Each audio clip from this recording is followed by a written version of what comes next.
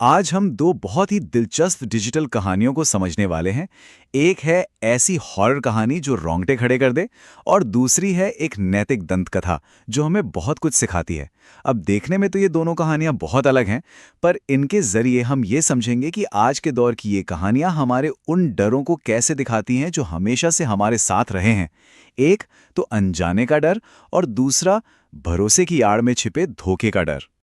और इस पूरी बातचीत की शुरुआत होती है एक बहुत ही अजीब सी, कह सकते हैं, एक चेतावनी से।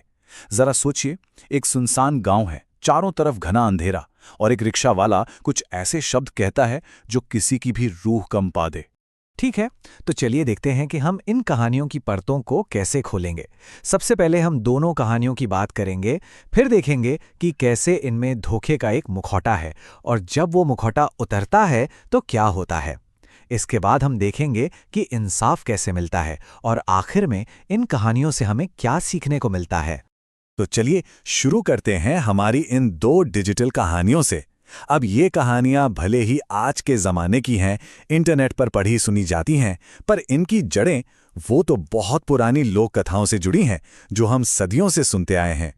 तो एक तरफ है अंधियारी गांव का रहस्य, जहां युगांत नाम का एक आदमी तूफानी रात में सफर कर रहा है, और दूसरी तरफ है बगुला भगत और चिड़िया की कहानी, जहां रानू नाम की एक चिड़िया को एक भूखे बूढ़े बगुले पर तरस आ जाता है। मतलब एक कहानी इंसानों की, दूसरी जानवरों की, पर दोनों में एक बात कॉमन है। शुरुआत एक ऐसी मुलाकात से होती है जो देखने में तो बड़ी नॉर्मल और मासूम लगती है, पर असल में है नहीं।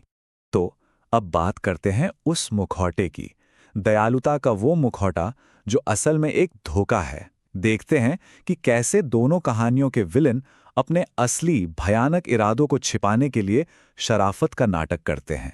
हॉरर कहानी में जो रिक्शा वाला है, बंशी, वो तो ऐसा लगता है जैसे दुनिया का सबसे भला इंसान हो। देखिए ना, वो कहता है, ये लीजिए, ये छाता रखिए, आपको बारिश में भीगना नहीं चाहिए। मतलब कोई भी उस पर आसानी से भरोसा कर लेगा, है ना। और बिल्कुल ऐसा ही कुछ दूसरी कहानी में भी होता है। वो बूढ़ा बगुला दया की भीख मांगता है, कहता है, मैं 2 दिन से भूखा हूं, कमजोरी के कारण मैं कोई शिकार नहीं पकड़ पा रहा। वो सामने वाले की हमदर्दी का फायदा उठाना चाहता है ताकि लोग सतर्क रहना भूल जाएं। तो पॉइंट ये है कि दोनों ही मामलों में ये जो दया और कमजोरी दिखाई जा रही है ना, वो असल में एक जाल है, एक ट्रैप। ये बस सामने वाले की सहानुभूति और भरोसे का फायदा उठाने का एक बहुत शातिर तरीका है। पर ये मुखौटे हमेशा तो नहीं टिक सकते, राइट? तो अब कहानी उस मोड़ पर आती है जहां ये मुखौटा फिसलता है, और यकीन मानिए, इसके बाद जो होता है वो बहुत भयानक है। युगांत के लिए तो जैसे दुनिया ही पलट जाती है। वो दयालु ड्राइवर बंशी उस पर हमला कर देता है, और सबसे डरावनी बात, उसकी स्किन सड़कर गिरने लगती है और उसका असली राक्षसी रूप सामने आ जाता है। वो बस खून का प्यासा एक भूत है। और बगुले की कहानी में क्या होता है, उसे जैसे ही जादुई ताकत मिलती है, उसका असली रंग सामने आ जाता है।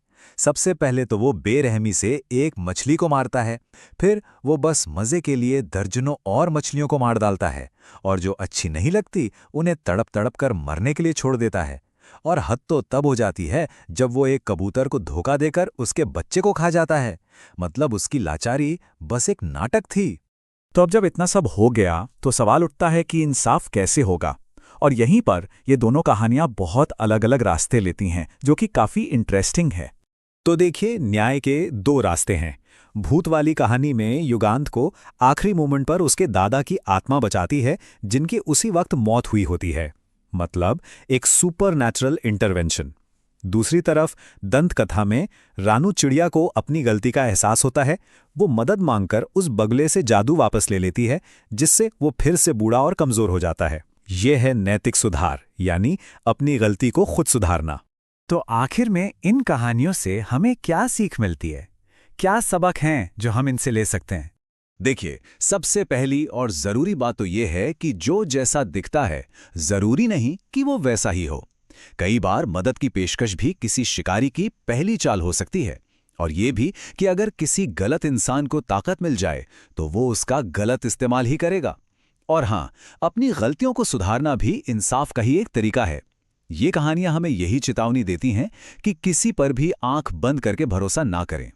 दंत कथा में एक जादुई चील एक बहुत जरूरी बात कहती है। हमें प्रकृति के नियमों के खिलाफ नहीं जाना चाहिए, तुम्हें बाद में पछताना पड़ सकता है।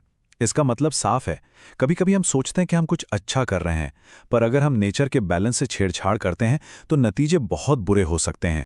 तो आखिर में एक सवाल मन में आता है कि आज के इस डिजिटल जमाने में भी हमें असली दुनिया के राक्षसों से बचने के लिए इन भूतों और दंत कथाओं की जरूरत क्यों पड़ती है? शायद इसलिए क्योंकि टेक्नोलॉजी कितनी भी बदल जाए, इंसान के अंदर का डर और उसकी फितरत वो तो हमेशा वही रहती है ना।